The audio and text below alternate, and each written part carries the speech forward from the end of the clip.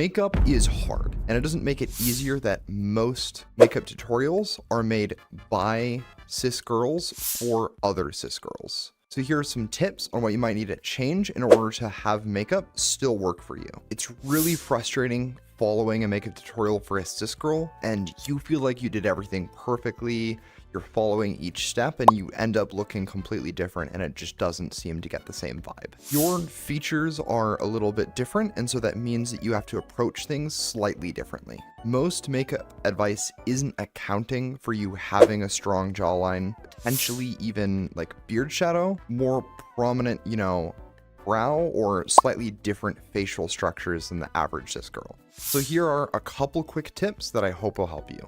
First, focus on color correcting and getting something that's the opposite color of any beard shader that you have. So this will be orange if you find that the aftershave is a bit more on the blue side, but then kind of adjust it to be more of like a pink or a yellow shade depending on what color you find your aftershave looks like, and sort of the natural color of your skin can change this a little bit too.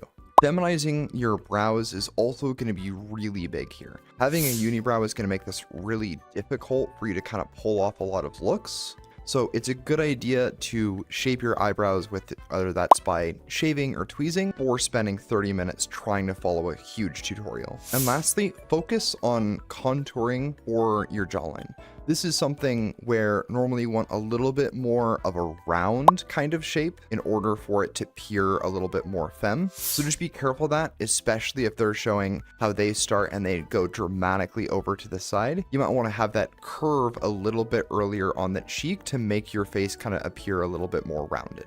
Finally, you can use highlighter towards the center of your face, near your eyes, or kind of on the bridge of your nose. And this often ends up being striking enough visually that you don't really notice other areas. It's going to take a lot of practice to figure out what works for your features, but keep that in mind when you're following makeup tutorials by cis girls, that it might need to be a little bit different. I promise though, you'd be really surprised what you can do and just how femme you can actually make your face look, even with just a few small changes.